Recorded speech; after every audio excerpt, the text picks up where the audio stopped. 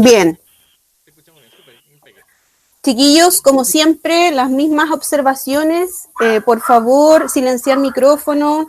Por favor, tratar de usar audífonos para no provocar acople y escuchen y los escuchemos mejor. Recordarles a todos que estamos transmitiendo, además de vía Meet, por YouTube, por Instagram, por Twitter, por Facebook. Así es que los que deseen hacer preguntas deben escribirlo a través del chat y todo va a ser en orden, pero tienen que ser súper conscientes que vamos a ir intercalando preguntas según las que vayan saliendo también de otras plataformas, ¿ok? Y ¿qué más? Disfrutar a la Caro, que ya va a ser como nuestra coronación a todo lo que hemos aprendido. Exacto. Así es que ya estamos a 2 minutos y partimos. Dame también recordar de que cuando conversé con Carolina y la invité a esta charla, yo le dije, Carolina, ¿de qué tema hablamos? Y la Caro me dijo, de todo, por lo tanto, va a ser una introducción muy breve y preparen las preguntas. Empiecen a escribirla en el chat porque esto va a ser una conversación, va a ser un diálogo abierto. Sí, yo tengo como un par de preguntas para abrir el diálogo y también para darles un poco de tiempo a nuestros amigues de que empiecen a anotarse para las preguntas. Super. Lo que tú quieras, lo que le decía también a Roberto, yo estoy súper desnuda a cualquier tipo de pregunta, de diálogo, de lo que quieran, desde sexualidad hasta, no sé, ya, mira, salí en pelota en una revista, de ahí en adelante me puedo hacer cualquier cosa, así que da lo mismo. Justamente hoy día leí esa entrevista, Caro. Hablar de sexualidad, hablar de diversidad sexual, de educación, de constitución, de lo que tú quieras. Para mí es un privilegio poder estar acá y compartir con ustedes, así que el aprendizaje se hace a través del diálogo de todos. Así es. Encantadísima. Así es. Así es que ya estamos a 1 minuto. JP, ya estamos transmitiendo. Sí, estamos en las 3 plataformas, solo me falta Instagram. Perfecto. En Twitter, Facebook, YouTube, Periscope y solo falta Instagram. Perfecto. Entonces, saludos. Pablo es el chiquillo de las perillas. Sí, pues él es nuestro director. Sí. El pulpo. En nuestro suite. Saludar a todos los que nos están viendo por YouTube, por Facebook, por Twitter y a nuestra fiel comunidad que nos acompaña por Meet en estas. Hay algunas caras que han estado las 27 charlas y a ellos muchas gracias por eso, nos han acompañado a construir esto, así es que para ellos muchas gracias. Por ejemplo, Oscar Corrales. Ya, son las 8:05. Muy buenas tardes a todos. Como comentábamos, hoy día todo lo bueno tiene un final y hoy finaliza este lindo ciclo de diálogos. Nuestro diálogo número 27 con la gran Carolina Pérez Carballo, que les cuento un poquito sobre ella. Es comunicadora, además es docente de la Facultad de la Universidad de Chile y además es conferencista. La hemos visto por ahí en algunos programas de contingencia y en algunos matinales, la hemos visto bien mediáticamente y siempre con una opinión que nos representa. Como les comentaba antes, es súper significativo y muy lindo terminar este ciclo con la Caro, porque luego de haber aprendido mucho en estas 26 jornadas, Carolina representa el Chile hacia donde nosotros queremos ir, el Chile por el cual soñamos. Caro yo creo que nos mueve a todos en las cosas que queremos. Por favor, bloquear los micrófonos. Luisa, por favor, bloquea el micrófono. Yo creo que nos permite soñar con todo lo que queremos. Y sin darle más vueltas, a 15 días del plebiscito, 15 días de nuestro día más anhelado, qué mejor que cerrar un día viernes con Carolina Pérez. Por eso que hoy vamos a hablar sobre distintos temas, contingencia, tal como decía ella, sexualidad, acá no existe ningún tabú, vamos a hablar sobre discapacidad, sobre diversidad sexual, etcétera, etcétera. Así es que por favor preparen sus preguntas y allá vamos. Primero vamos a partir por la contingencia y a 2 semanas del plebiscito, ¿cómo visualizas el panorama ante los brutales hechos de represión? Caso de Anthony, específicamente. Las acciones de la Fiscalía, la postura de Carabineros y las reacciones por parte del gobierno, que son una suerte de encubrimiento político hacia un acto de violación de derechos humanos. Partamos con eso. Ya, primero saludarlos. Tal vez después te pidan 30 segundos más que me repitan la pregunta, pero necesito comenzar saludando a todas las personas que los han acompañado durante todo este tiempo, agradecerles que los hayan acompañado de manera muy, muy, muy fiel, que se hayan interesado en todos los invitados que tuvieron. Probablemente, si ustedes quisieran, quizás serían 1.800 más de los invitados, ¿cierto? Y tener la oportunidad de escucharlos. A todos, todas y todos, también a las personas que lo están apoyando desde las plataformas sociales, desde la transmisión. Todo esto siempre requiere un trabajo y hay que valorarlo. Así que yo les doy las gracias a ustedes por este tremendo segmento. Muchas personas no tienen acceso a distintos medios de información, pero este es un tremendo medio de información. Así que les agradezco por este maravilloso lugar que ustedes construyeron.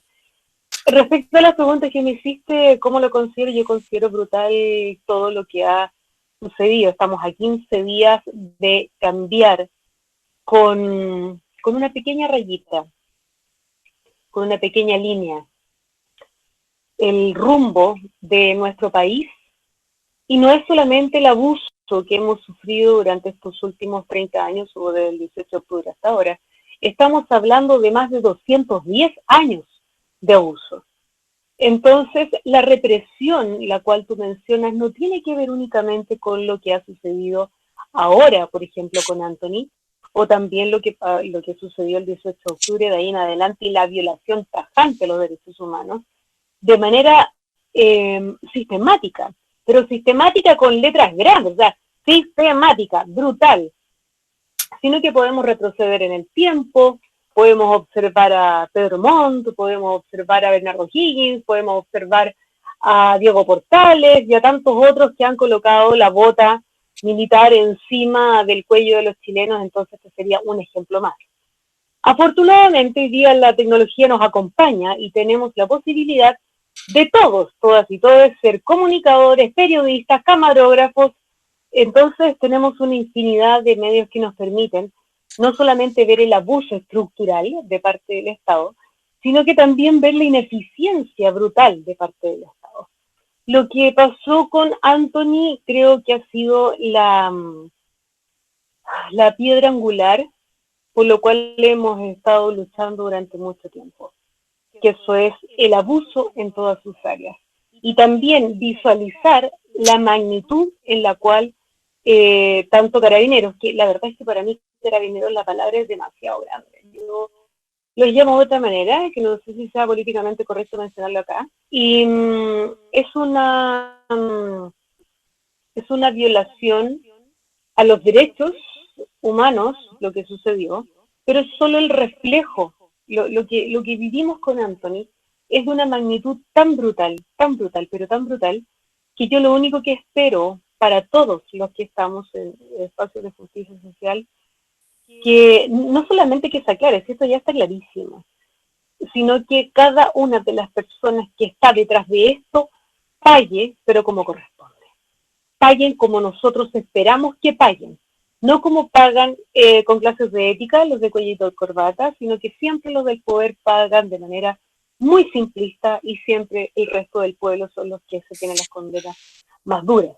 Entonces, el gobierno, como siempre, ha hecho un papel de Poncio Pilato gigantesco. El gobierno se lava las manos como quiere.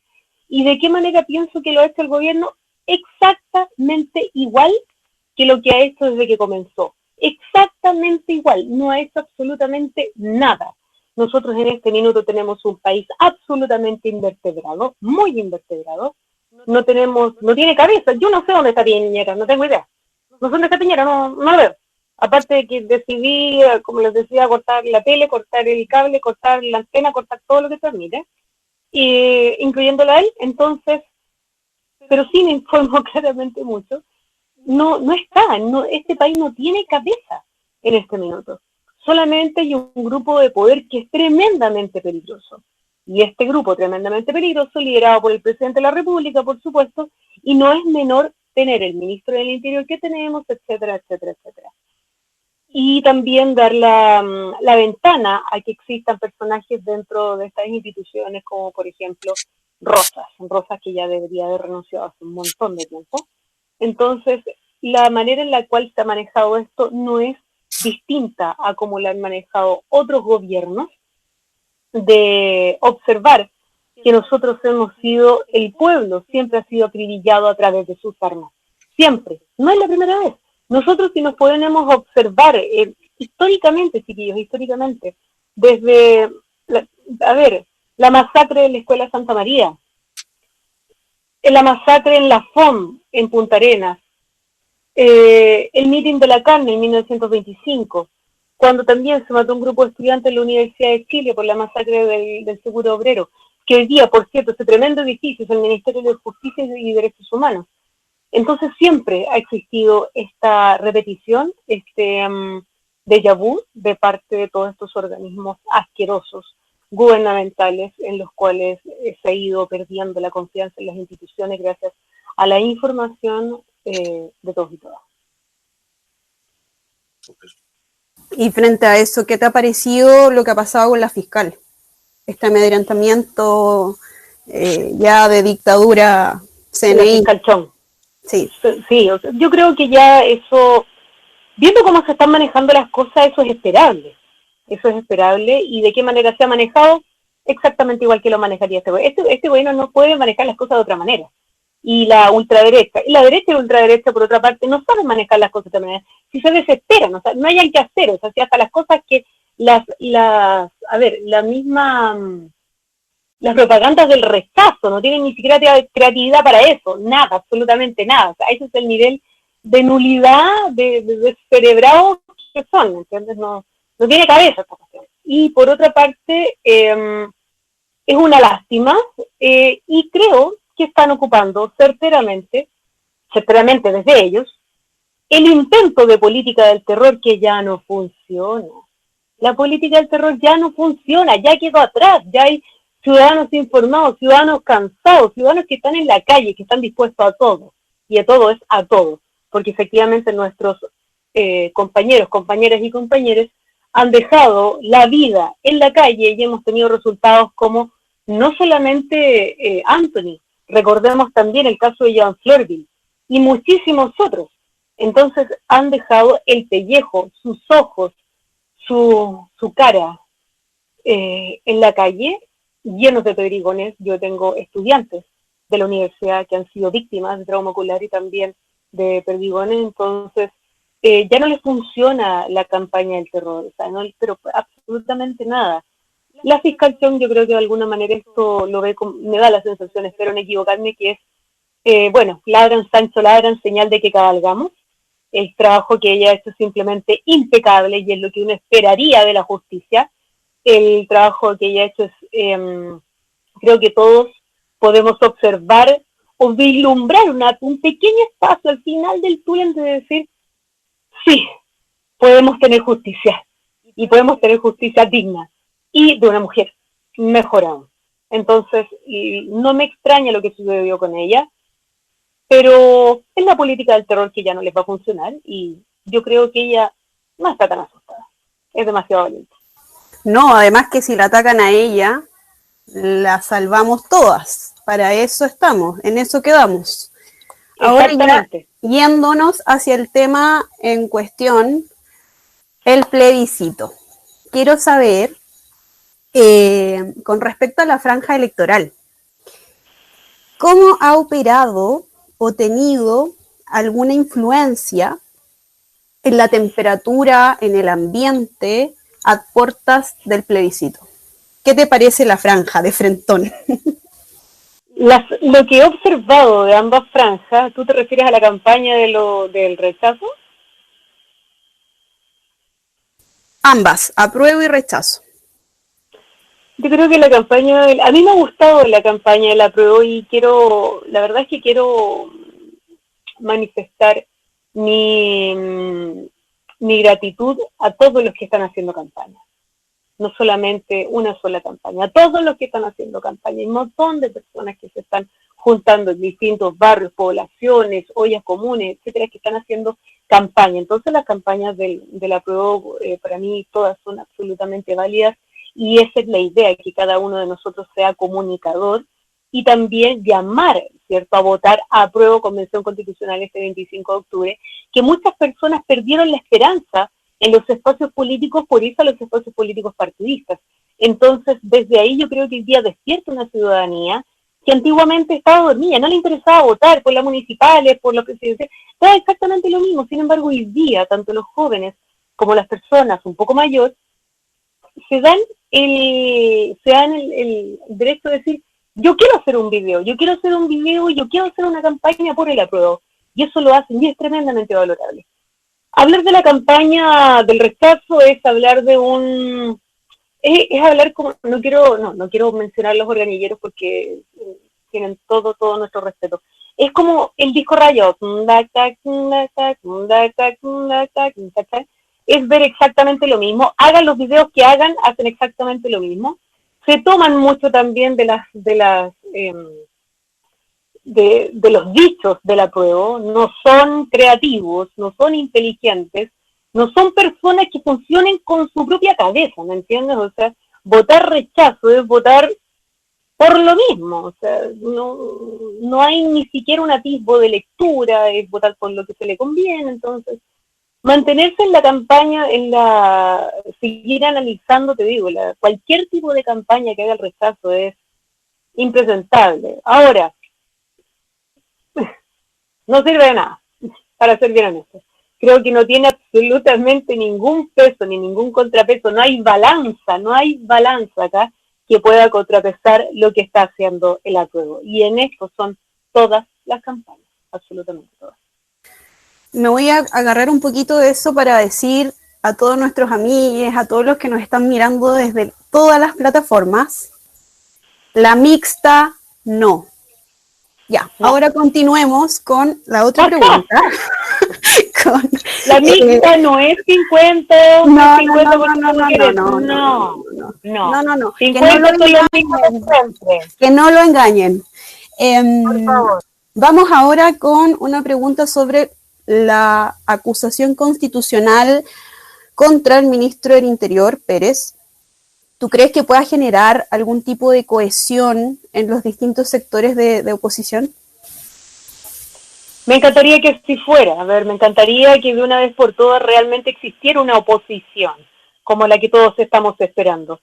La oposición hoy día nos ha enseñado, la oposición, como te digo, entre comillas, que el nivel de lucha de poderes que existe de parte de los partidos políticos en Chile es impresionante. Pero impresionante. El ego nos está matando. El ego de los mismos partidos políticos nos está matando. El ego de cada uno de ellos están haciendo divisiones dentro de del mismo camino al cual queremos llegar. O sea, están subdividiendo el camino. Entonces, espero que formen una cohesión lo suficientemente poderosa, no solamente para hacer la acusación constitucional contra Pérez, no empoderar a muchos otros. O sea, hay muchísimas acusaciones constitucionales que hacer no solamente la acusación, como te digo acá, sino que creo que una vez que ellos dejen el poder, que ojalá sea luego, sino, mira, es más temprano que tarde, sea una acusación en contra de violación a los derechos humanos en cortes internacionales. Y para eso sí se necesita, por supuesto, una posición muy, muy, muy fuerte de todos, no solamente de los partidos políticos, sino que también de la población en general. Vamos a estar en otra época, vamos a estar con otras votaciones, vamos a tener una ciudadanía mucho más empoderada, entonces yo sí espero de una vez por todas que los partidos políticos terminen con sus luchas infantiles y se den cuenta de manera muy clara que lo necesitamos juntos. O sea, agárrense del moño donde quieran, en el baño, adentro, me da lo mismo, pero lo importante es que salgan con un resultado concreto. Y dentro de eso, por supuesto, la Constitución Constitucional, sea la que sea.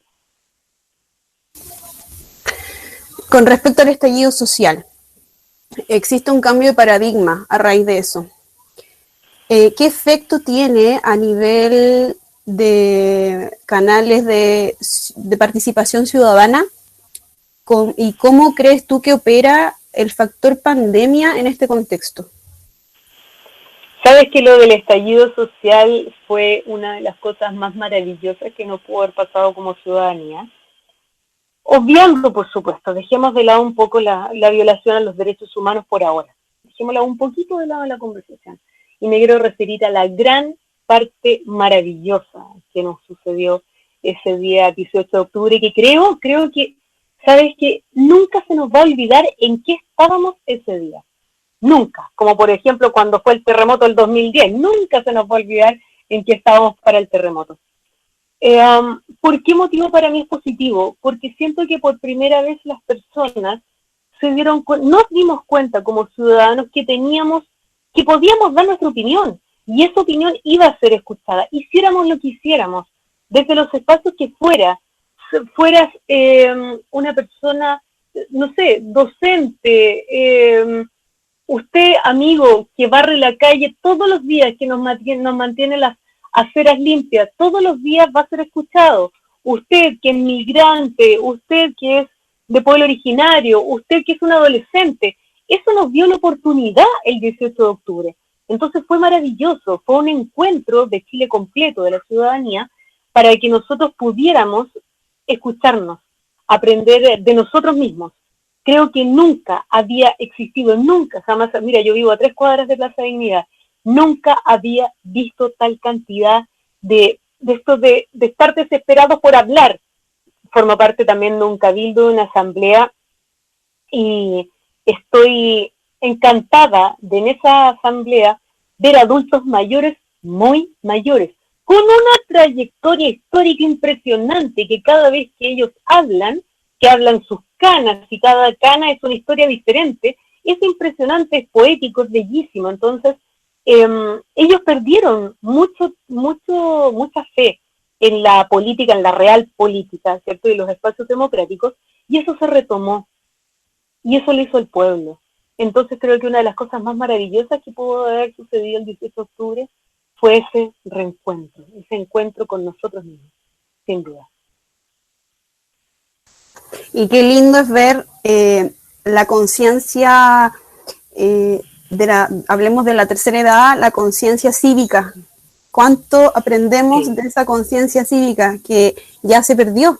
O sea, ahora estamos retomando, creo yo. Ahora lo estamos retomando con todo este cambio, gracias al 18 de octubre, pero en cuanto a grupo etario, creo que ellos son nuestros maestros de educación cívica. Totalmente. De todas maneras. ¿Sabes qué me preguntaste? Perdona, me fui por una rama también, me olvidé, perdona, terminar la respuesta a tu pregunta.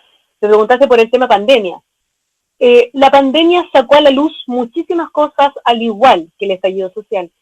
Pero si nos referimos a cómo afectó la reunión de las asambleas o esto y esto otro, sabes que yo me he dado cuenta que hemos sido tan empáticos entre todos de querer continuar con estos aprendizajes que de una u otra manera por ejemplo, se generaron espacios como este, Amigo Social, un montón también de personas a través de YouTube, otros grupos a través de Twitter, otros grupos a través de Facebook, y se generan instancias porque estamos desesperados por hablar, por escucharnos, por llegar a puntos en común. se generan videos, hay Facebook Live, Instagram Live, etc., Live por todas partes. Entonces, eso nos da a conocer que con pandemia o sin pandemia seguimos unidos igual. Y en relación a la educación cívica que tú mencionas, es tan importante lo que dijiste, porque la educación cívica que a nosotros nos enseñan en el colegio es la educación cívica que el Estado quiere mantener sobre nosotros. Pero si nosotros aprendemos de educación cívica real, tenemos que escuchar a nuestros adultos mayores. Esa es la educación cívica real, porque la educación cívica que nos enseñan en el colegio es la que le conviene al Estado. Y el Estado siempre ha contado la historia como a ellos le conviene. Y por lo mismo fuimos moldeados de esta forma durante décadas. Pero, gracias al 18 de octubre, todos despertamos y nos juntamos. Así es que por eso estamos hoy día acá, todos juntos, y siempre lo he pensado y genera un poco de sentimientos encontrados, porque la pandemia, obvio, por supuesto, trajo mucho dolor, pero logró esto. Sin la pandemia no estaríamos todos acá hoy. Así es que siempre hay que ver lo positivo dentro de lo malo. Y vamos con otra pregunta que tiene que ver sobre la diversidad sexual. Va más o menos, es como entre una reflexión y pregunta. ¿Cómo crees tú que se podría incorporar y garantizar los derechos para las minorías sexuales en una nueva constitución? Dado que actualmente no es explícito, como el artículo 19 que garantiza los derechos de las personas en Chile, no nombra ninguna comunidad. ¿Por qué solo hay leyes paralelas? Existe la ley Zamudio, existe la ley de identidad de género, pero han sido ganadas a través de la presión de los grupos de diversidad. Pero no se han involucrado explícitamente dentro de la Constitución. ¿Qué crees tú? ¿Cómo abordamos eso para llegar a tener existencia de todos los ciudadanos dentro de la Constitución? Muy interesante tu comentario y muy atingente tu pregunta, por supuesto. Mira, hay algo que yo he comentado siempre y que es algo que me trae mucho dolor también, que gran parte de las políticas públicas, si es que no son todas, refiriéndonos al colectivo LGTBIQ+, siempre han sido relacionadas con el dolor, la muerte, el linchazo, etc. ¿Por qué? Ni siquiera tenemos todavía matrimonio igualitario, que ya estamos atrasados en no sé cuántos años con la aprobación del matrimonio igualitario. Estamos con el acuerdo de unión civil, pero se necesita sí o sí matrimonio igualitario. Ahora, algo que tú mencionaste, está la ley Zamudio. Desafortunadamente, ninguno de nosotros conoció la vida de Daniel. Nosotros conocimos esto, la existencia de Daniel, debido a la muerte de Daniel Zamudio. Es un dolor inconmensurable y fue apedreado, golpeado, casi hasta morir por un grupo neonazi que lo tuvo agonizando días y días en la fosa central. Entonces, el colectivo de la diversidad sexual, siempre nuestras políticas públicas han sido creadas en base al dolor. Nunca en un espacio de derechos, ¿ya? ¿Qué es lo que se necesita de manera urgente? Se necesita, al igual, cohesión, por supuesto, pero por sobre todo se necesita representación constitucional, como muchos otros. La representación constitucional de las personas del colectivo LGTBIQ+, debe existir, pero sí o sí. Yo espero que dentro de los constituyentes existan personas trans. No he escuchado todavía el tema de las personas trans dentro de los constituyentes. ¿Por qué motivo? Y me da un poco de susto que llegue el minuto de votar y de repente digan, no, esta persona no es hombre o tampoco no es mujer. Y ya se va a armar un nivel de de brutalidad, de violencia, de falta de respeto, de violación de derechos, tremenda. Entonces, lo que sí espero es que existan personas trans, no solamente como candidatos a ellos, que sean constituyentes, sí o sí. Tiene que existir representación constitucional. O sea, una parte que exista, por supuesto, el constituyente y por otra parte la representación constitucional. Pero es un dolor tan grande, querida, un dolor tan grande el que cada una de las cosas, por ejemplo, yo vi un episodio de discriminación por orientación sexual hace 2 años atrás en la consulta médica de la doctora que me atendió durante 20 años. ¿Cachai? Y este episodio se generó afuera de la consulta médica, con una mujer de ultraderecha que me dio por ahí haciendo un par de cosas, y aparte de tratarme de enferma, desviada, depravada, etcétera, etcétera, etcétera, y todo lo que tú te puedas imaginar, una vez que yo ingresé a la consulta de mi doctora, que estaba a medio metro de donde me estaban gritando, y que me gritaron una buena cantidad de rato, por primera vez que me quedo sin habla, no hallaba qué responder porque no estaba preparada para aquello, y ingreso a la consulta de mi doctora y después de 20 años, conociendo ella a mi pareja que tengo hace más de 10, me dice, estoy completamente de acuerdo con lo que te dijeron. Entonces una persona que te conoce hace 20 años, que conoce a tu pareja hace 10, y que después te das cuenta que te gritan enferma, depravada, desviada, y nadie dice nada, es porque hay algo urgente por hacer. Y desafortunadamente la ley Zamudio ahí no tiene mucho que hacer. Está súper incompleta. Si bien es un gran paso como política pública, número 1, pero ya se necesita avanzar. Y el próximo paso, o sea, yo salí, digo, aparte de llorando y 1 año y medio de terapia, como te digo, porque fui muy dañada, violentada verbalmente muchísimo, y sientes literalmente que te rompen el alma. 1 año y medio de terapia de reparación psicológica me costó eso, que jamás pensé que iba a ser tanto, pero me di cuenta que me rompieron el alma, entonces fue un proceso muy complejo.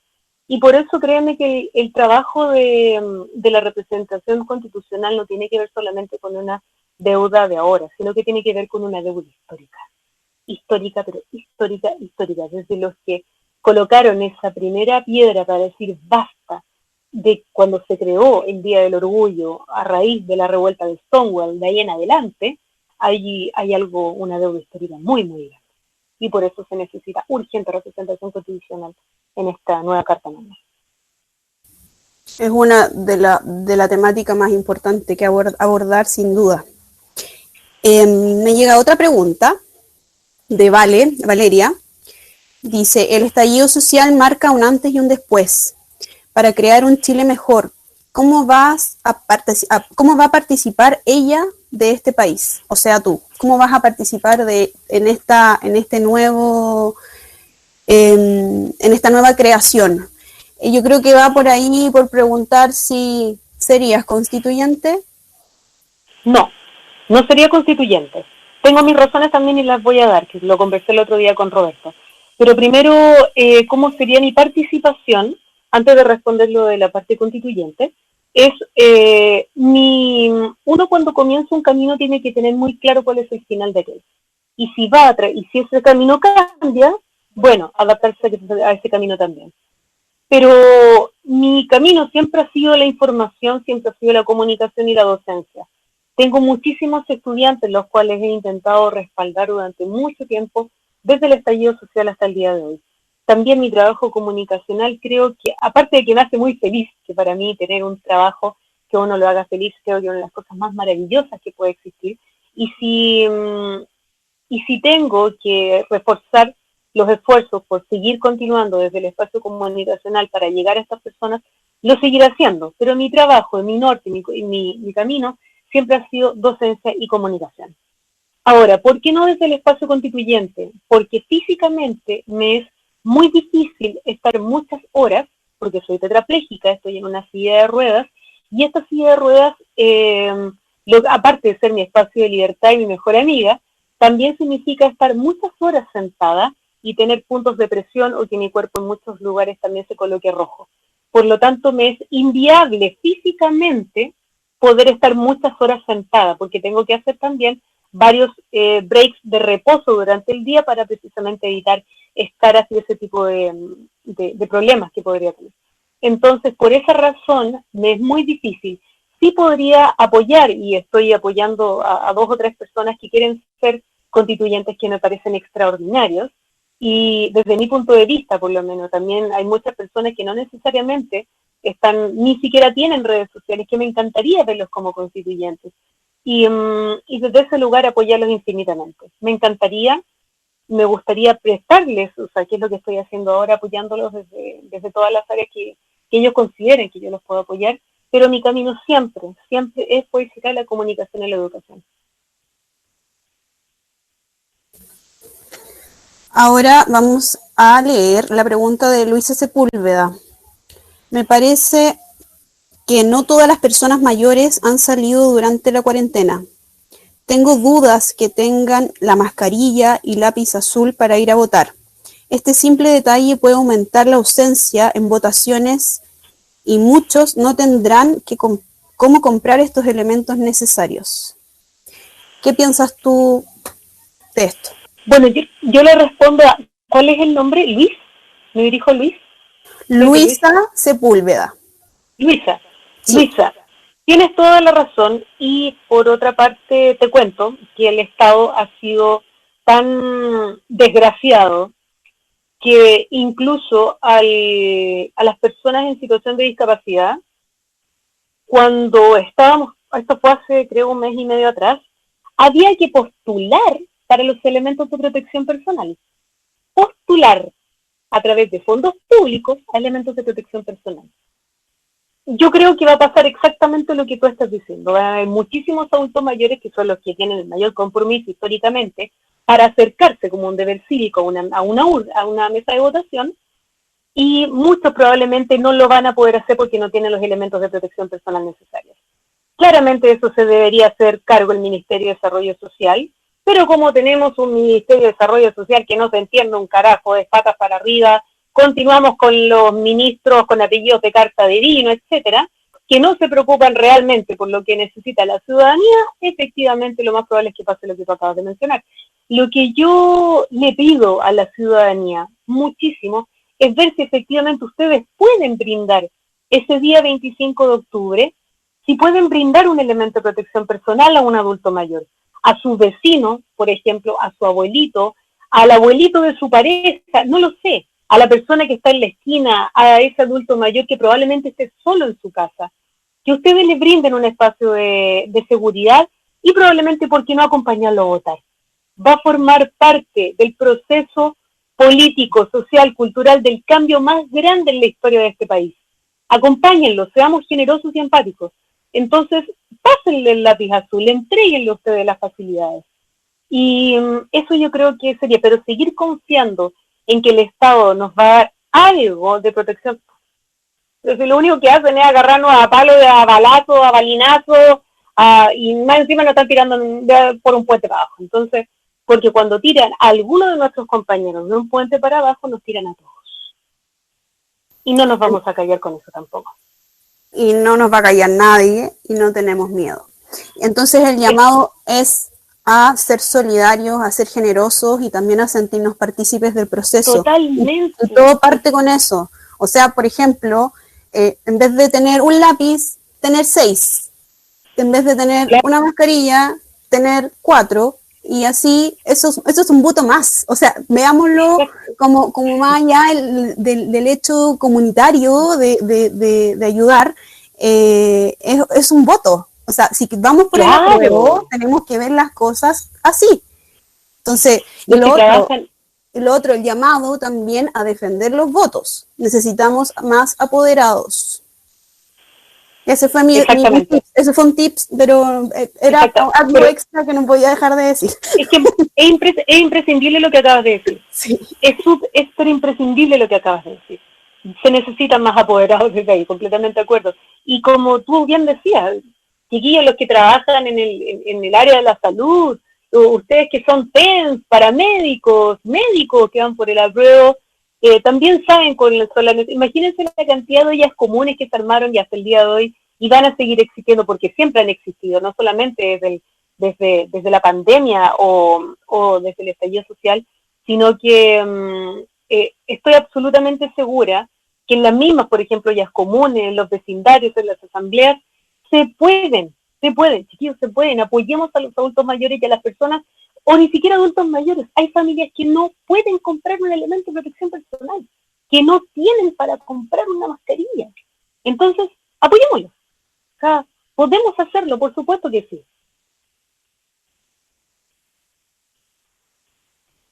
Ahora tengo una pregunta de Heidi Alcaide que dice, ¿por qué cada causa contra un político es cuestionada por una tendencia política, como lo que pasa con la fiscal Chong? Yo creo que porque este país se ha construido de esa manera. Este país se ha construido sin la ciudadanía, este país se ha construido sin democracia, este país se ha construido sin educación y hemos aprendido a que la clase política tome, me refiero al partidista, que tome acciones en el cual debería ser parte de la ciudadanía. No sé si estoy respondiendo bien mi pregunta, pero siempre la parte política es la que ha vivido por nosotros y ya no podemos seguirlo permitiendo más. Entonces, estamos acostumbrados, desafortunadamente. Y no solamente estamos acostumbrados, entendemos que este país se maneja de esta manera. Y por eso me encanta cuando se menciona Chile despertó. Precisamente porque ya no lo vamos a permitir. Y precisamente porque usted no debe votar convención mixta. Entonces, para que no sigan operando los mismos que siempre. Pero desafortunadamente creo que la única respuesta que tengo para eso es si me preguntan por qué, es porque yo siento que la única manera que hemos sido, de alguna manera hemos aprendido, nos han enseñado muy mal a que la única manera de manejar las cosas es desde ahí. Y lo peor es el castigo o amedrentamiento a las únicas personas que hacen bien la pega. Eso es lo peor de todo esto. Pero es que eso le resultó en un minuto, hace tiempo le resultó, en tiempo pasado le resultó, cuando no habían redes sociales le resultó, cuando no habían personas comprometidas también le resultó, cuando podían decir lo que querían en los medios de comunicación también le resultó, todo eso le resultó, y le resultó, o sea, en ese minuto le resultó, ya no les va a resultar más, porque ya no les resultó. Si hubiese seguido así, no hubiésemos tenido 18 de octubre. Esta siempre fue una olla a presión gigantesca con un nivel de angustia que algo iba a pasar, ya cuando en algún minuto la gente tiene que hacer algo. Bueno, y sucedió. Y estamos a una semana de conmemorarlo. No es menor. Estamos a una semana de conmemorar el estallido social. Y no es solamente el estallido social, es un despertar de conciencia absoluta, desde el niño hasta el adulto mayor más mayor. Entonces es un despertar de conducta también. Hermosísimo. Ahora Leonardo quiere abrir el micrófono para hacer una pregunta. Oye, qué bueno que se puede hacer así. Quería saludar a la Carolina Pérez Carballo. Eres una de mis ídolas. Siempre me voy sin antes de leer algún tuit tuyo. Y mis preguntas van dos, principalmente dirigidas al contexto, tanto al proceso de votación, plebiscito propiamente tal, y otra ya como soñando, ¿no? Así como escribiendo una nueva constitución, que es lo que yo espero, ¿no? Con respecto a lo primero, me llama mucho la atención la poca visibilidad que se le da a las personas con discapacidad en la franja. He visto, creo, un puro como spot muy, muy breve, en donde hicieron algo así como una suerte como un compendio, reunieron a una persona con discapacidad física, una persona ciega y una persona sorda. Y es como, y agradezcan que lo dejamos participar un par de segundos en la franja. Pensando, por ejemplo, yo que trabajo como terapeuta ocupacional, personas sordas, por ejemplo, en Chile existen más de 500.000 personas. Esa fue la diferencia que tanto Piñera sacó a relucir, ¿no? Así ganamos por una diferencia atroz, gigante. O sea, la cantidad de personas con discapacidad en Chile es muy significativa y me llama mucho la atención de que pese a eso se le dé tan poca visibilidad. ¿Crees tú que, y ahí va la primera pregunta, son dos, que esa poca visibilidad se puede traducir finalmente en una baja convocatoria para la votación de este 25 de octubre, o de pronto que exista una bajo o nula participación de personas con discapacidad como candidatos para eventualmente una convención constitucional. Esa es la primera pregunta. Y la segunda tiene que ver más bien en cómo crees tú que se deben hacer los cambios con respecto a este cruce histórico en Chile de rebaja de impuestos a empresarios / línea de crédito directa para empresarios disfrazada de una pseudo solidaridad muy naturalizada acá por lo demás, en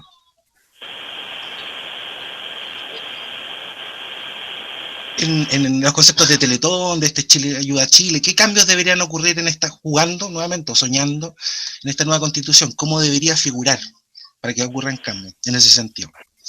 Eso, Leonardo, te lo agradezco mucho y un gusto saludarte. Creo que nos hemos comunicado por Twitter o Ideas. Por Twitter, sí, hemos peleado. ¿Sí? No entre nosotros, pero hemos peleado juntos. Sí, pero que ve la maravilla que hacen las comunicaciones, reunir a la gente. Así que un abrazo grande. Qué maravilla. O sea, los terapeutas ocupacionales para mí, creo que no sé cómo no los conocí antes. Son para mí el alma del área de la salud, de todas maneras. La primera pregunta te la respondo, después me recuerdas la pregunta, pero creo que no voy a acordar por ahí. Yo creo que pasan varias cosas en relación a las personas con discapacidad y la franja electoral.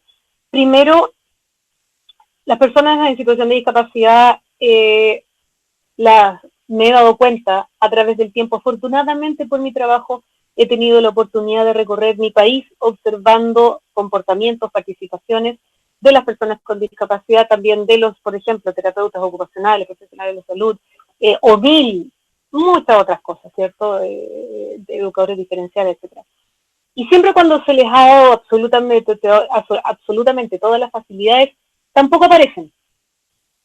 Entonces, hay un trabajo asistencial demasiado gigante encima de las personas con discapacidad, que, convengamos, a muchos también les acomoda estar desde ese lugar. No siento que sea obligación de los espacios comunicacionales tener que estar convocando a exclusivamente un grupo de personas, sino que cuando convocan, las personas se sientan llamadas a participar. No sé si me explico. Como por ejemplo, te explico, pasó hace mucho tiempo atrás, para el 8M, un grupo de mujeres con discapacidad reclamaron mucho porque la coordinadora 8M no las invitó a participar. Yo no necesitaría que la coordinadora 8M me invite a participar de un acto tan importante como la conmemoración del Día Internacional de la Mujer. Tú vas y participas. No necesitas que te inviten, porque es algo hermoso, gigantesco, desde el espacio del derecho, sabemos lo que estamos buscando, por lo tanto, si yo me siento llamada a participar por inercia, voy y participo. El núcleo de discapacidad es muy difícil de movilizar, yo creo que tú como terapeuta ocupacional lo has podido observar, muy difícil de movilizar, y creo que ya estamos en el año 2020. Tenemos suficientes medios para darnos cuenta de las necesidades que existen, para movilizarnos nosotros mismos por aquello. Entonces, si se considera de que la franja del apruebo, dentro de todas las franjas que existen, independiente de que sean oficiales o no, no hay suficientes personas con discapacidad, entonces que se agrupen y hagan un apoyo a la franja. O sea, yo necesito ver, por lo menos desde el punto de vista muy personal, me encantaría ver personas con discapacidad más participativas. Se van a seguir quedando en el mismo lugar que nos ha dejado toda la vida Kreuzberger, sentados ahí, moqueando toda la vida porque vivimos de la limosna ajena. No, entonces, flaco, levántate y anda a hacer tu pega, porque todo Chile está en Plaza Dignidad. Y para el apruebo es exactamente lo mismo. En relación a los constituyentes, yo no creo que deba existir constituyentes con discapacidad idóneos. No. yo creo que deben existir personas con discapacidad que se candidaten para ser constituyentes. Por eso estoy absolutamente en desacuerdo del cupo reservado para personas con discapacidad. Estoy completamente en desacuerdo. Yo no estoy de acuerdo con el 10% de los cupos reservados en la lista para las personas con discapacidad. Sí, lo encuentro, por supuesto, para la comunidad, para los pueblos originarios, e incluso para la comunidad migrante que ha sido violentada en sus derechos de manera brutal, incluyendo una ley de migración que no tiene ningún parámetro de derechos humanos.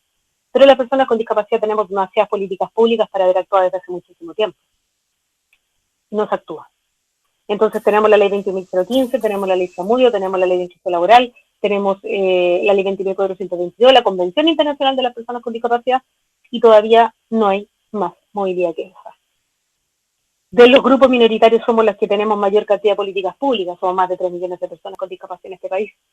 Entonces, sí creo que debería haber mayor participación, pero desde la autoconvocatoria. Y la segunda pregunta, ¿qué es lo que se debería hacer con estos espectáculos televisivos nefastos, como lo que dijiste tú, impuesto / beneficio para la empresa? Es así, el espectáculo televisivo de la Teletón debe estar prohibido, o sea, ya está prohibido por convención internacional, o sea, esta cuestión hace rato no debería existir. Partió en dictadura, Kreuzberger haciendo de las suyas en ese espectáculo televisivo, y hasta el año 2020 con una manipulación emocional feroz hacia todo el país, en cadena nacional y por 27 horas. O sea, eso no lo tiene ni siquiera el cambio de mando. Y lo tiene el espectáculo televisivo de la televisión. Eso debería estar prohibido por constitución, no más. Al igual que el famoso Chile de Ayuda a Chile, que nunca, o sea, yo no tengo idea dónde quedó esa plata, no sé si tú sabes. Yo no tengo idea dónde quedó la plata famosa del Chile Ayuda a Chile. Y por otra parte, desafortunadamente, la ley de donaciones le permite a los empresarios ejercer este beneficio tributario. ¿Qué se puede? Ahora, importante, y para las personas con discapacidad que están escuchando, creo que hace rato deberíamos habernos puesto los pantalones para demandar al Estado de Chile ante la Corte Interamericana de Derechos Humanos por incumplimiento de una convención internacional que tiene todavía existiendo la Teletón. La Teletón hace rato deberíamos haberla sacado de ahí, y la deberíamos haber sacado nosotros, demandando al Estado de Chile por un incumplimiento de la convención. O sea, el llamado también va a empoderarse con la causa que uno tiene y partir desde uno mismo buscando el espacio para llegar al objetivo. Y eso también yo creo que tendría que ver con un poco de la evolución social que existe sobre la aceptación y el empoderamiento. Me encantó tu reflexión y ahora vamos con una... Perdón, sigue. No, es que, mira, mi sensación es que no podemos, si nosotros continuamos en ese espacio, vamos a continuar en el espacio asistencialista. No lo necesitamos más.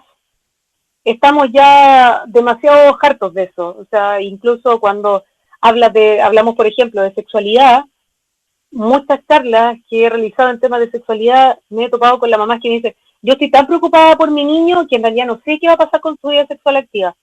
Disculpe, ¿qué tiene su niño? 36. No jodas. A ver, no, acá hay algo que no está cuajando, ¿cachai? Y también, por otra parte, este es el daño que hace el famoso espectáculo televisivo de la Teletón. Hace 1 año y medio atrás estaba en la esquina de mi casa esperando a la persona con la que trabajo para tener una reunión. Lo estaba esperando en la esquina, pasa una persona y me deja 300 pesos en las piernas. Así somos visibilizados, así somos vistos. Por lo tanto, si ustedes quieren seguir siendo vistos de la misma manera, quédense donde están. Año 2020, vieja, ya no se puede. No, a moverse. A moverse. Estamos en un Chile distinto, en un Chile que ya han masacrado gente en Plaza Dignidad y en muchísimos otros lugares del país. Paremos con el tema. Así es. Ahora vamos con Marcelo Gorbarán, que pregunta, ¿cómo se trabaja en educación u otro camino para combatir a personas como las que te ofendieron, tanto en la consulta médica o como la de los 300 pesos?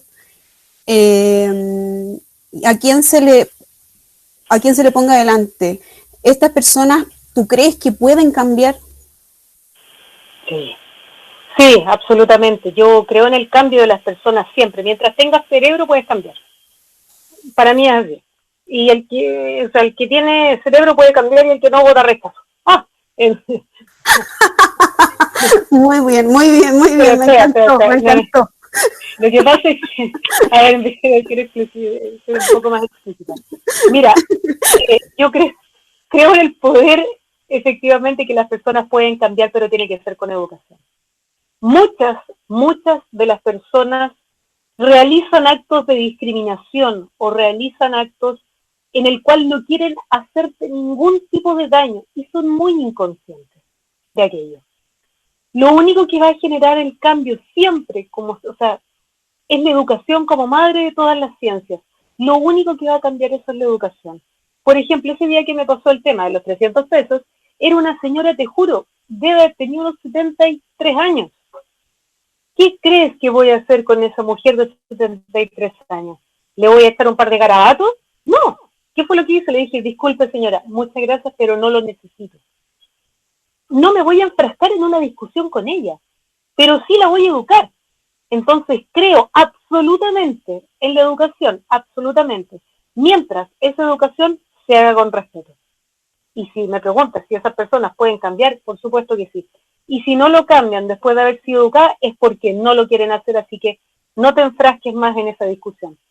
Si las personas han tenido esa educación suficiente y siguen enfrascándose en esas discusiones, te sugiero, por tu salud mental, a la persona que se la pregunta, deje el paso al lado y te retires.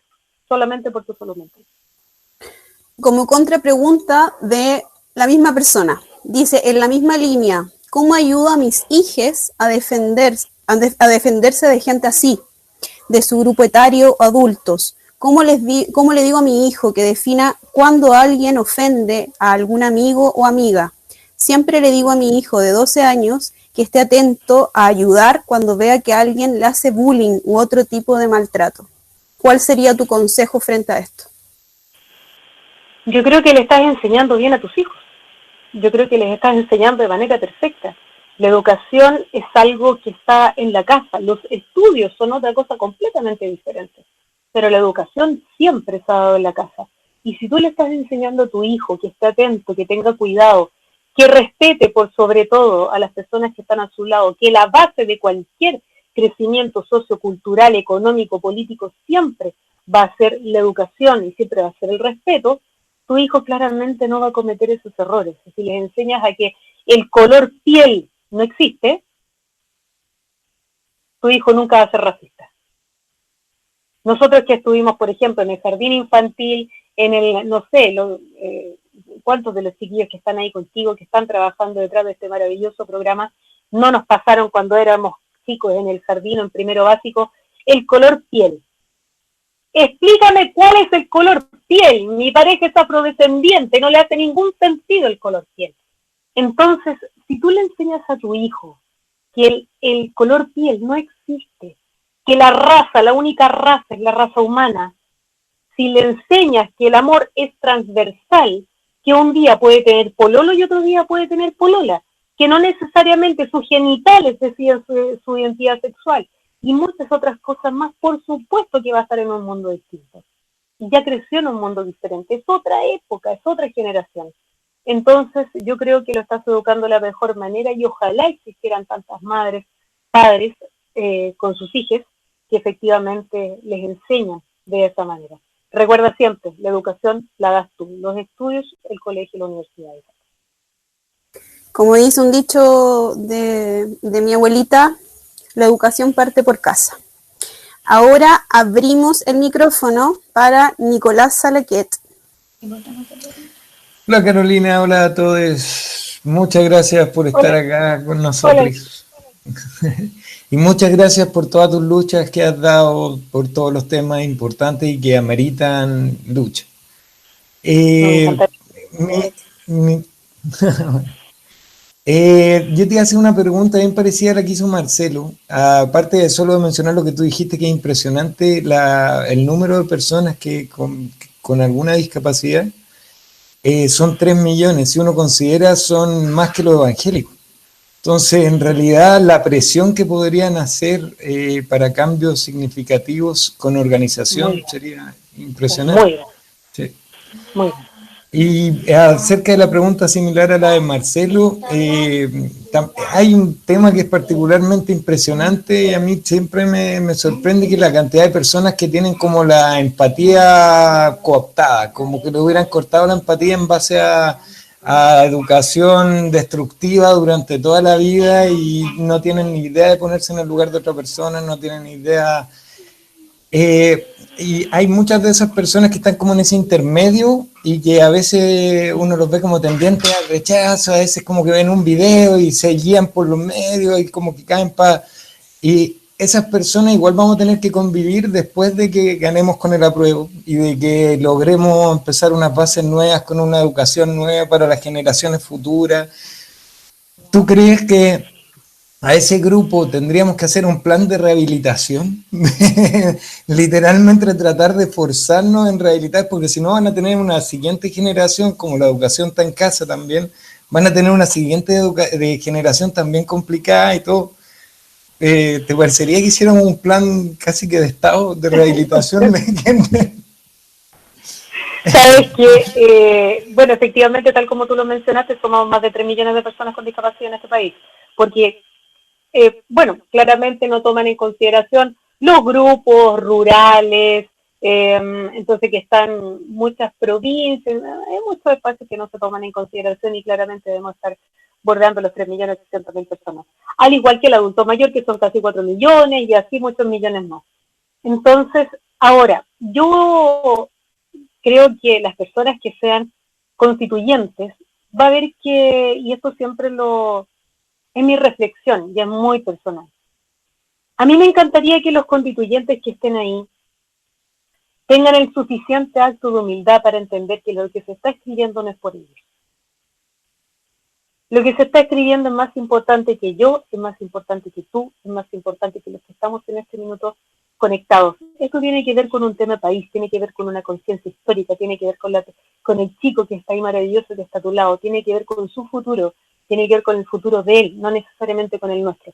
Es mucho más relevante. Entonces, escribir la Carta Magna del país que probablemente nos va a regir este país los próximos 90 o 100 años, hay que tener un acto de humildad demasiado grande para decir, fui elegido por la ciudadanía, no por mi ego, por la ciudadanía, me están llamando a que creen que yo soy importante y relevante para poder escribir esta Carta Magna.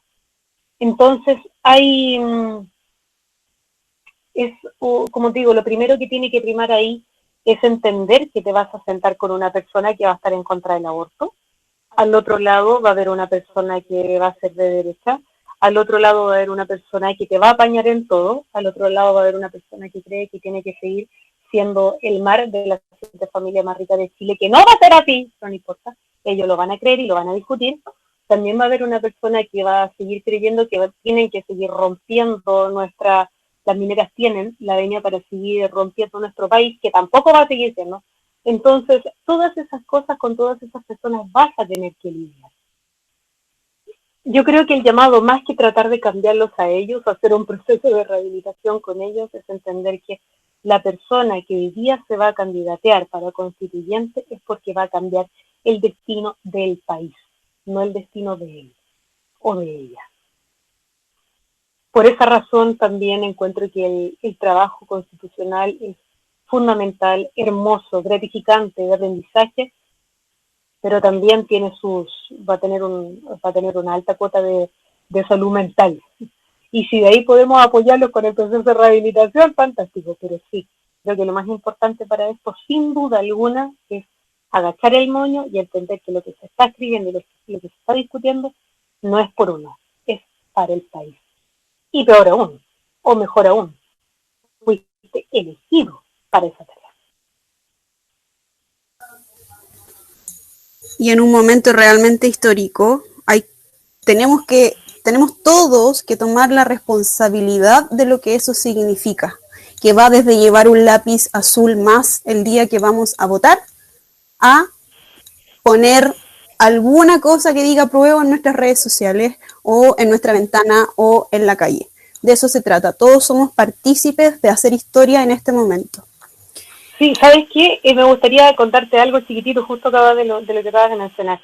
Mis papás, por supuesto, mis padres van por el apruebo, por la Convención Constitucional, al igual que mi hermano, mi cuñada, toda la familia, bueno, no toda, por eso ya no tengo el 3/4 de la familia, pero la familia que tengo, que me queda, mis padres y todo, hay muchas dudas que ellos tienen. Y mañana, que no los veo hace un montón de tiempo por el tema de la pandemia, mañana que voy a ir a su casa, yo les dije, yo quiero que ustedes sepan por qué van a aprobar. Ellos saben que una constitución escrita por Pinochet, entre cuatro paredes, que la escribió Jaime Guzmán y bla, bla, bla, y todo eso lo tienen claro.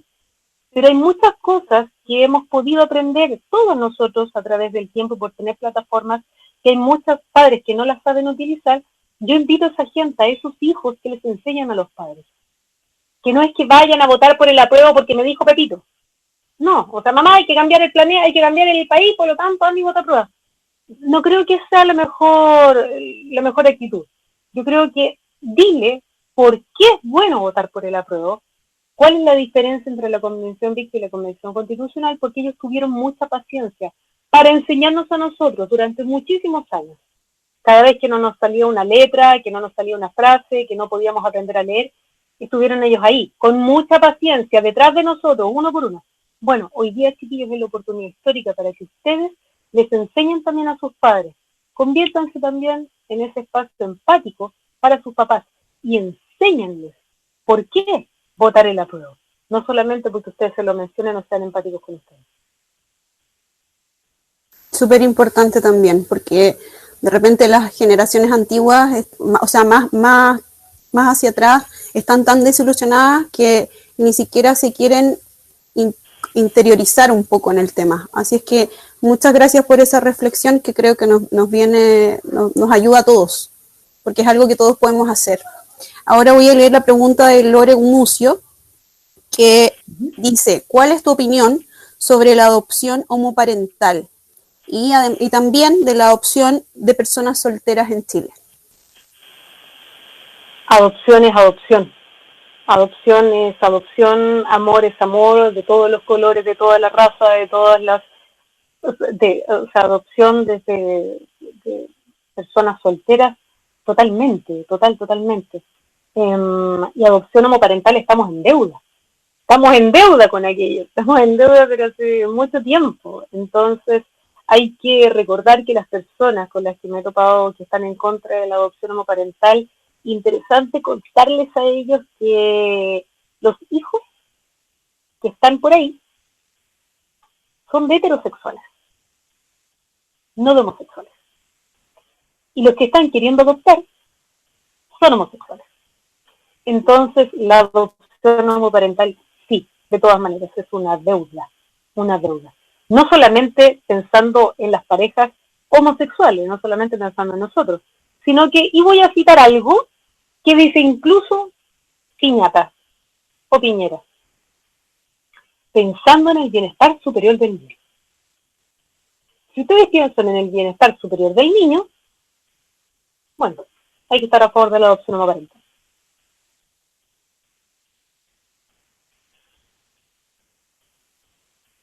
Yo creo que diste en el clavo, es tan simple como eso. Nos quejamos del Sename o hacemos algo realmente constructivo en avanzar. Ahora le doy la oportunidad a Mauricio Lorca para que abra su micrófono y realice su pregunta. Hola, gracias Pamela, hola a todos los amigos, hola Carolina. Mira, hola, de verdad que después de haberte escuchado, llegué hace como 25 minutos, después de haber escuchado lo que has dicho en este rato, me siento casi culpable de no haberte conocido antes, una cosa por el estilo. Te agradezco muchísimo, sobre todo lo que dijiste hace un rato, de que no es necesario que te inviten a participar a algo en lo que tú crees, es tu deber el hacerlo. Creo que me da la impresión de que lo que tú hablabas recién acerca de esa como mentalidad asistencialista es lo que nos tiene mal. O sea, yo como persona no discapacitada, o no mucho, podríamos decir, lo importante es que he ido aprendiendo con el tiempo. O sea, la mejor amiga de mi mamá fue una niña que fue alumna de ella y que sufrió polio cuando era muy chica, ella quedó inválida, y el gran problema es que la única solución que encontraron en su época, estamos hablando hace casi 50 años, un poco más, fue cortarle los tendones de las piernas para que pudiera crecer sin los dolores que iba a tener. Bueno, ella, no, a mí por lo menos en lo personal me ha enseñado muchísimo de lo que significa ser autosuficiente. Por supuesto, ella hoy día está postrada, o sea, ella tenía una esperanza de vida de 50 años y tiene más de 60, ¿no? Entonces, me ha enseñado mucho. Y creo que lo que tú estás haciendo hoy día es justamente eso. Contra lo que decía Nico hace un rato, de si hay que hacer un tratamiento como de reconversión, de recuperación. No, para nada. Coincido completamente contigo. Y lo que me gustaría saber, Carolina, es cómo ves tú la posibilidad real de que la siguiente generación, 2 o 3 generaciones más, entiendan, o más que entiendan, tengan ya incorporado el hecho de que somos diferentes, que no es suficiente con que, no sé, yo con mis amigos, yo no necesariamente soy ni siquiera muy parecido a ellos, ¿no? Entonces, ¿cómo ves tú esa posibilidad real de que con la educación actual, los niños de la siguiente generación ya tengan internalizado el hecho de que la diferencia no es mala, sino que solamente diferencia? Te agradezco muchísimo tu tiempo, todas tus palabras, y un millón de gracias por estar aquí. Eso era. No, un placer, un gusto conocerte también y muchas gracias por tu pregunta. Mira, yo te voy a colocar un ejemplo de lo que le pasó con un niño, el hijo de una de mis mejores amigas, y él siempre se vinculó con una persona con trastorno del movimiento, siempre, desde que nació. Él nació con ella a su lado, y ella se movía mucho porque tenía distonía. O sea, tiene distonía, entonces se mueve constantemente. Y en algún minuto tal vez se pensó de que él nunca la encontró distinta, hasta que él vio a esta chica, cuando él tenía 7 años, la vio en televisión porque le hicieron un reportaje. Y se aterró porque miró a la mamá y le dijo, ¿de qué está enferma? Dijo, ¿qué le pasó? ¿Por qué está enferma? ¿Por qué le hicieron un reportaje en la televisión? ¿Qué enfermedad tiene? Nunca vio la diferencia. Y ella siempre se movió incansablemente por su distonía hasta que él nunca supo que tenía una enfermedad. Hasta que la vio en la televisión y la entrevistaron por su distonía. Entonces, claramente los niños de hoy están viendo cambios muy grandes de partida, están conociendo terminologías que antes no conocían, como por ejemplo pandemia, como por ejemplo muerte, como por ejemplo lucha, como por ejemplo hambre, y muchas otras palabras que antes no eran vocabulario. Entonces sí creo que es tremendamente relevante poder tomar, por favor, tomar en consideración a los niños. Creo que una de las cosas importantes para mí, y qué bueno que me diste ese espacio, es que los niños hay que considerar, reconsiderar, pensar y valorar el trabajo enorme que realizan las parvularias. Nosotros necesitamos no solamente relevar el trabajo del abogado, del médico, sino que el trabajo de las parvularias es fundamental. Los niños entre los 3 y los 6 años, la cabeza la tienen, pero con una cantidad de sinapsis cerebral impresionante. Es el periodo de absorción más grande a nivel neurológico de los niños. Entonces, debemos aprovechar esos espacios. Y confío plena y absolutamente en que se va a dar tal y cual como tú lo dices, que esta generación más adelante no va a hablar desde la diferencia, va a hablar desde la equidad, va a hablar desde la igualdad, y es lo que necesitamos escuchar después de parte de ella. Muchas gracias, Carolina. Francisca Álvarez pregunta, ya que tú eres comunicadora, ¿qué harías para democratizar los medios de comunicación abiertos? Tenemos que considerar que no todos tienen internet. Por favor, eso. Lo que pasa es que necesitamos nacionalizar muchas cosas. La educación. hay que dejar en claro que la educación es un bien de consumo. Desafortunadamente, nuestra Constitución, o sea, cualquier cosa que tú quieras hacer en espacios de derecho, es inconstitucional. ¿Quieres educación gratuita? Es inconstitucional. ¿Quieres hacerlo? Es inconstitucional. Todo es inconstitucional. ¿Quieres hacer un CERNAC que tenga realmente garra, diente y que sea un león? Es inconstitucional. Bueno, no nos topamos con esto, tampoco es distinto. Entonces los medios de comunicación están manejados al igual que la tierra, al igual que nuestros recursos naturales. Los medios de comunicación están manejados por los más poderosos. Entonces necesitamos que dentro de la Constitución, por supuesto, se esté claramente explícito que hay que nacionalizar varias cosas y dentro de ella y democratizar los medios de comunicación. Entonces, esa sería mi respuesta. Esa sería mi respuesta, pero yo confío, ¿sabes en lo que confío? Tal cual como tú dices, desafortunadamente el Internet no lo tiene todo el mundo. A mí lo que me preocupa ferozmente es que las personas que nosotros queremos que estén con gran información, con buena y certera información, que son, por ejemplo, nuestros adultos mayores, los niños, que tengan buena y real información, no les queda otra manera que mirar matinales toda la mañana. Miran matinales toda la mañana. Tú no le puedes decir, por ejemplo, que vean el matinal de los que sobran si no hay Internet. El acceso a la cultura es fundamental, eso tiene que quedar dentro de la Constitución, tiene que haber representación constitucional de la cultura, tiene que haber una democratización de eso también. Tenemos que eliminar, tal vez no el 19%, pero sí un gran porcentaje de lo que existe del IVA en los libros. Es así poder tener mayor acceso. Si ustedes me preguntan, ¿Chile va a leer más? Probablemente no lea más ahora, pero va a leer más sin duda en unos años más, porque somos un país que está acostumbrado y educado para la lectura. Pero sí, yo creo que esa sería la solución. No es un derecho tampoco tener Internet, no es un derecho el que tenemos a la salud, es un acceso el que tenemos a la salud. O sea, si usted tiene plata, se atiende, si no, se muere. Eso es lo que tenemos hoy día constitucionalmente. Así que espero que efectivamente los medios de comunicación después sean exactamente lo mismo. Tenemos acceso, pero pronto tendremos derechos. Sí. Lorena Gumucio pregunta, ¿qué medidas se puede tomar para los femicidios en Chile? ¿Cómo educar a las nuevas generaciones para que respeten al ser humano sin importar su género?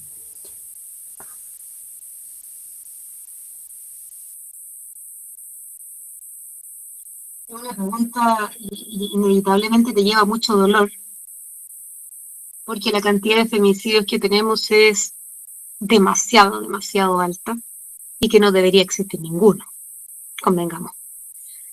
Las penas, claramente, es lo que, de alguna manera, solucionaría en corto plazo la medida.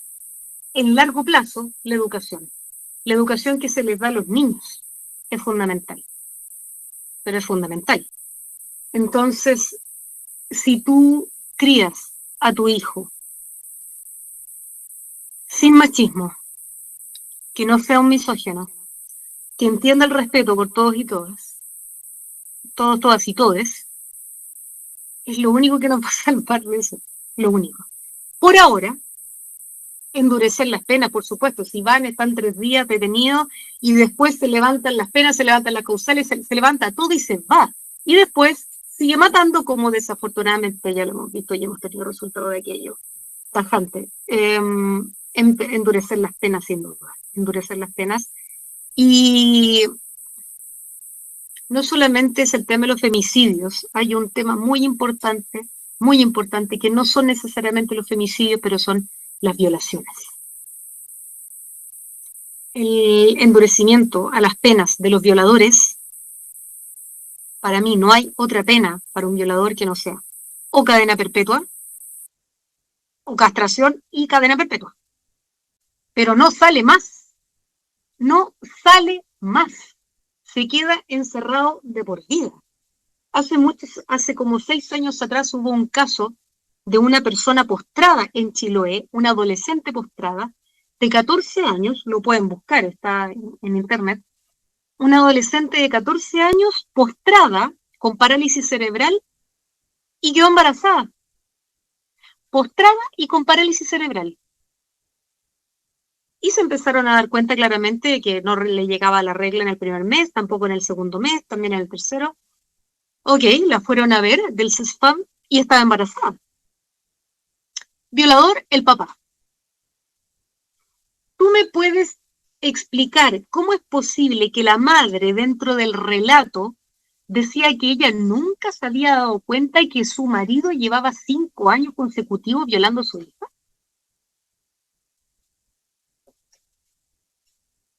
No. ¿Sabes? No. Eso es mentira. El tipo, y estuvo, por cierto, en la cárcel. Y salió, creo, a los 2 meses, 60 días, 50 días. Entonces, para mí no hay otra pena que no sea la cárcel y que se pudra en la cárcel hasta que haga gárgaras el violador, efectivamente. Conclusión, que se pudran. Respondo de la tripa, sorry. Por eso, conclusión, que se pudran. Sí. Ahora, Alfonso Emilio pregunta, al nacionalizar los medios de comunicación, ¿no se corre el riesgo de ser usado por el gobierno de turno y desinformar? O sea, no estoy hablando de todos los medios. Estoy hablando del, por ejemplo, Televisión Nacional debería realmente ser estatal y consecuente, incluyendo sus líneas editoriales, incluyendo sus periodistas, incluyendo todo. O sea, la línea editorial debe ser neutra e imparcial y debe tajar con la verdad. No podemos nacionalizar, lógicamente, todos los medios de comunicación. Entonces, pero sí, por ejemplo, que sea realmente estatal. Y eso significa dar la información correcta, idónea, y no para lo que el gobierno de turno, en este caso, le conviene. O sea, nosotros no conocemos. Creo que hubiese sido muy distinto, tal vez ni siquiera hubiésemos tenido estallido social. A lo mejor sí, pero los medios de comunicación han sido nuestros principales detractores, han sido unos enemigos los medios de comunicación en esto. Entonces, no estoy hablando de nacionalizarlos todos, sino que necesitamos algo pluralista, un canal nacional que esté para la ciudadanía, desde la ciudadanía, pagado por la ciudadanía, todo por nosotros, y que sea neutral, cultural y con acceso a todos. Absolutamente. De todas maneras. Tengo una pregunta desde YouTube. Gabriel Vargas. ¿Qué piensa Carolina sobre los abusos de la iglesia? ¿Perdón? ¿Sobre los? Sobre los abusos de la iglesia. A ver, la iglesia es una maquinaria de abusos constante desde hace muchísimos años. Desafortunadamente, la iglesia católica en específico, pero todas las religiones, todas las religiones generan una manipulación brutal en los seres humanos que hemos sido capaces de observar, que por ejemplo son capaces de matar a la gente y dicen que personas como yo somos enfermos. ¿Ok? Pero bueno, aparte de eso, la Iglesia Católica en particular ha tomado un papel preponderante en la vida de las personas y eso es tremendamente peligroso. Es muy, pero muy peligroso. No solamente los abusos eclesiásticos, sino que también lo que ha surgido desde el inicio de la Iglesia Católica hasta hoy día, pasando por la Inquisición. La Inquisición, las mujeres fuimos ahorcadas, violentadas, ahogadas, quemadas porque éramos brujas, y no porque éramos brujas, nos consideraban brujas porque dábamos nuestra opinión. O sea, creo que medio Chile estaría quemado, ¿cachai? Pero la Iglesia Católica, y convengamos, los convenios que tiene el Estado con la Iglesia Católica también. Creo que estamos bien cansados de que bueno, ahora se hace el 1 de junio, pero que todos los 21 de mayo tengamos que ver al presidenta abriendo la sesión en nombre de Dios. No, eso es una falta de respeto brutal. El que quiere seguir con sus creencias, ok, pero tú tranquilo, por allá. Creo que la iglesia se ha tomado gran parte de la agenda. Yo estoy feliz de que hayan salido al aire muchos de los abusos sexuales, que quedan miles y miles de personas por poder hablar. Por otra parte, la construcción y destrucción emocional de esas personas no tiene, para mí no existe terapia reparatoria para aquello. Yo creo que el abuso sexual, independiente que sea eclesiástico o no, el abuso sexual, la palabra dolor queda muy corta. Creo que debería haber otra palabra para definir el dolor en caso de abuso sexual. Y estoy feliz de que todas estas yayitas que de la Iglesia Católica salgan al aire, digámoslo, pero porque el castillo de naipes se les va a caer. El castillo de naipes se les está cayendo hace mucho rato, ese tremendo poderío se les está cayendo hace mucho rato. El Vaticano cada vez más recibe más detractores, todo el espacio de la Iglesia y religiones en general. Se imagínate en la plaza de armas, hay una persona con un megáfono, un evangélico con un megáfono, evangélico con megáfono, hablando en contra de las personas trans. Y ahí es donde yo me pregunto, hagámoslo al revés. Dejemos a una persona trans en la plaza de armas con un megáfono, a ver cuántos minutos se demoran los pacos en llegar y sacarla de ahí. Entonces el nivel de libertad que tienen, esto ya no se llama libertad de culto, es una falta de respeto brutal de las distintas iglesias. Por eso creo que en esta nueva constitución no debe existir, pero deben por completo sacarse el poder que tiene la Iglesia Católica, y creo que hay muchos actores relevantes y despiertos para que eso exista. Me refiero al poder de la Iglesia sobre el Estado. Y sí, hay suficientes, creo, personas despiertas para poder eliminar ese tipo de poder. Y los abusos eclesiásticos no tienen espacio. Creo que deberían todos esos curitas, padrecitos y todos estar secándose en la cárcel. Como dirían los mismos católicos, no tiene perdón de Dios, nada de lo que han hecho. Ahora le doy la palabra a Roberto Rodríguez.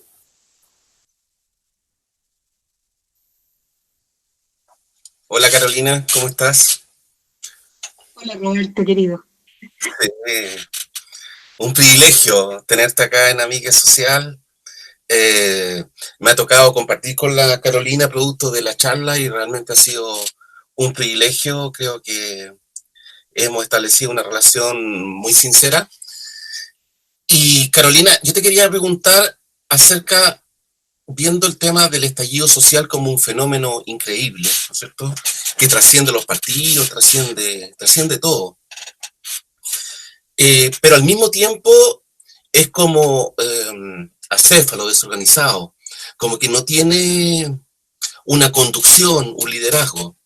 Y sin embargo se dan esta serie de organizaciones como nosotros, que están fragmentadas pero que tienen vida. O sea, yo te quería preguntar, o sea, y para hacerla corta, digamos, ¿qué mensaje nos dejas tú a nosotros, a este tipo de organizaciones que nos tenemos que inventar todos los días? Todos los días tenemos que ver para dónde vamos, porque no hay un liderazgo. O sea, lo único que nos une es tal vez el proceso constituyente, pero de ahí, ¿qué más? O sea, hay más vida, hay otras cosas por hacer.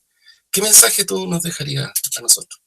Qué rico que te tengo en cámara porque se aprovecho de verte. Roberto, creo que ninguno de nosotros pensó que esto podía terminar, que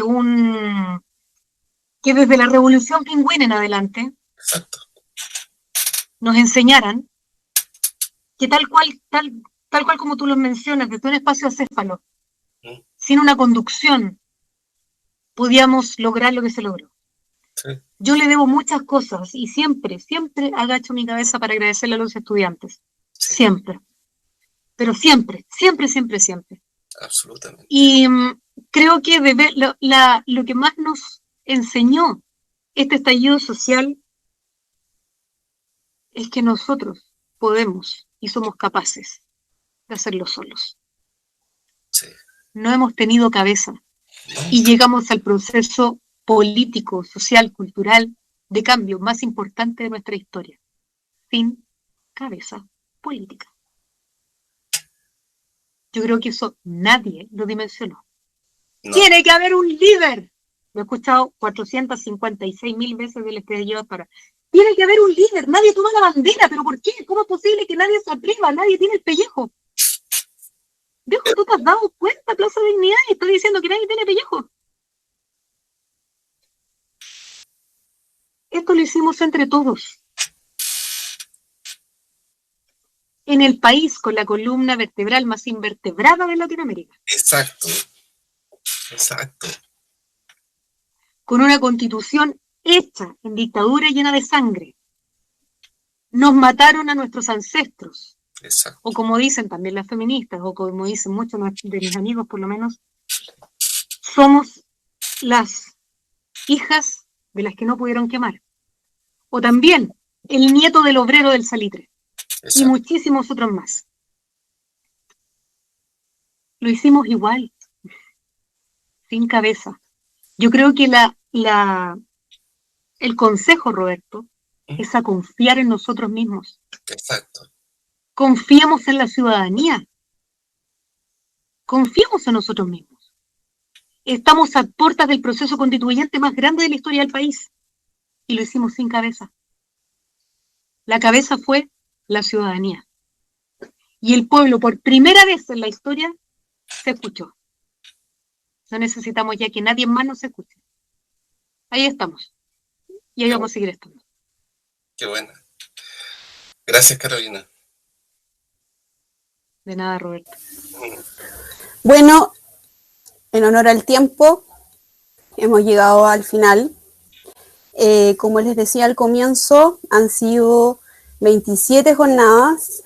Les contamos a los que han llegado hace poquito que esto partió como un sueño, que jamás dimensionamos hasta dónde llegaríamos.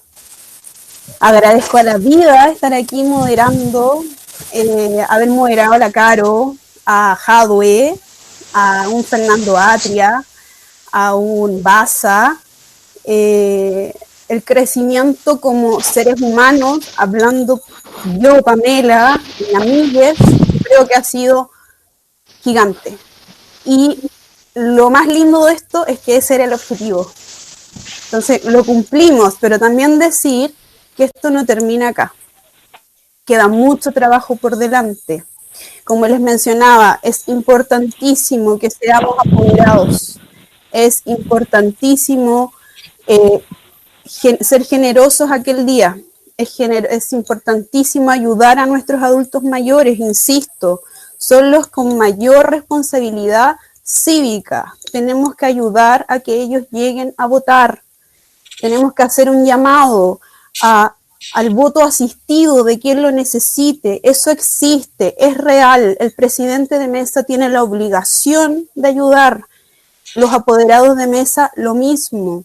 Por favor, que nadie se ausente. Como les decíamos delante, todos somos parte de construir el nuevo Chile que queremos. Y eso depende de nosotros y está en nuestras manos. Estoy súper emocionada. Muchas gracias a la comunidad, tal como decían en un comienzo. Y a seguir. Y gracias, Roberto. Gracias, amigues. Abramos los micrófonos para darle un aplauso a la Caro. ¡Bravo! Gracias,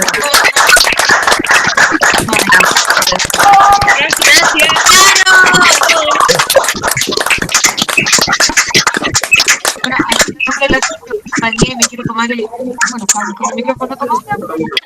Sí, adelante. A nombre de la ciudadanía, de la ciudadanía quiero hablarles a ustedes como amigas sociales. Chiquillos, no se detengan. No se detengan. Yo creo que espacios como los suyos son absolutamente necesarios. Espacios como los suyos son los que necesitamos que existan, en los que la ciudadanía construye, en los que la ciudadanía abrace. Estos son los espacios, no son otros. Hoy día que podemos ver en cámara tantas personas que se unieron a la conversación. Entonces creo que ustedes son necesarios, chiquillos. Los necesitamos no solamente ahora, los necesitamos después del proceso del 25 de octubre para también comentar el tema de los constituyentes. Después también tenemos que hacer un nuevo plebiscito para poder trabajar y elegir otro plebiscito para poder decidir respecto a esa Carta Magna. Entonces, chiquillos, como parte de la ciudadanía, por favor, los necesitamos. Así que este sea un hasta pronto solamente y no un adiós. Caro, y gracias a ti. Gracias por existir. Perdón, me voy a tomar 2 minutos más. Yo sé, me he tomado el micrófono todo el rato, pero 2 minutitos más. Caro, muchas gracias por tu valentía, por tus luchas, porque no estás dando solo una lucha, estás dando varias y llevas años en esto. Así es que te mando un abrazo que me encantaría darte en algún momento, porque necesitamos más gente como tú. A eso queremos llegar.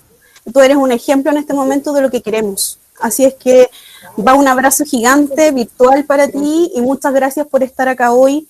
Esperamos contar contigo más adelante en lo que se nos viene, que es una tarea titánica, pero es linda y es nuestra historia. Lo que necesitan, encantada, y nos necesitamos entre todos. Así que, sin duda, ese abrazo, nos debemos tantos. Te debo a Roberto, te debo a ti, a todo el mundo, los chicos que están detrás de las cámaras, a todos los que estamos en este minuto en sintonía. Sí nos vamos a abrazar, chiquillos, sí nos vamos a abrazar, y hay que confiar en aquello. Y va a ser hermoso. Nos vamos a encontrar. Sí, nos vamos a encontrar. Esto es como la vida, no es... Mira, estamos cerrando un ciclo de charla, pero es cuando uno pasa de la niñez a la adolescencia o se transforma en adulto mayor. O sea, son el fin de una etapa, pero no es el fin de todo, es el comienzo de algo nuevo. Y yo creo que estamos pasando a una tercera etapa, porque tuvimos las donaciones, las ollas comunes, ahora estamos conversando, dialogando, y mañana viene otra etapa, y la vamos a descubrir, y la vamos, entre todos, a inaugurar, ¿no es cierto? Pero es el inicio de algo nuevo. Pero ahora somos más, y ahora vamos con la Carolina, y vamos con todos los que nos hablaron durante todo este tiempo. Así es que, agradecido. Gracias.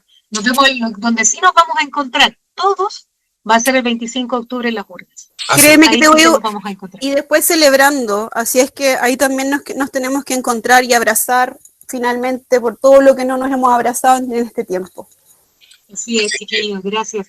Muchas gracias por la invitación, humildemente. Muchas gracias por haber sido, fui muy privilegiada en haber sido elegida por ustedes para esto, así que se los agradezco mucho. Más privilegiados somos nosotros. Gracias por tu humildad, por tu cercanía, por tu claridad y por tu visión tan global y hermosa de lo que necesitamos y queremos. Así es que el agradecimiento va hacia ti.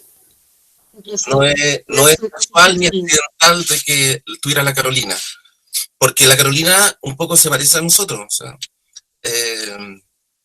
somos de una parte que navegamos y avanzamos con problemas, pero la gracia de la Carolina es que nos deja mirando para el futuro. Y eso es lo más importante de todo. Miremos para adelante y abramos las nuevas etapas. Gracias, Carolina. Gracias, amigos. Y ya nos veremos en nuestra lucha, en nuestra brega. Así que nos queda bastante todavía. Gracias, chiquillos, y que tengan un fin de semana maravilloso. Descansen. Tú también. Por favor, y gracias por existir. Tú también. Un beso grande. Chao, chao. Chao.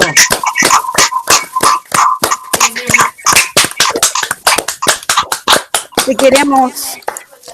Nosotros, yo también ustedes. Y ahora muchas gracias a todos nuestros amigues que nos han acompañado durante todo este tiempo. De verdad, un abrazo desde Arica, Punta Arenas. Sé que hay mucha gente de ciudad. Saludos a todas las comunas de Santiago que también han estado presentes, y eso también nos emociona mucho. Poder llegar a todo Chile, jamás lo imaginamos. Así es que muchas gracias.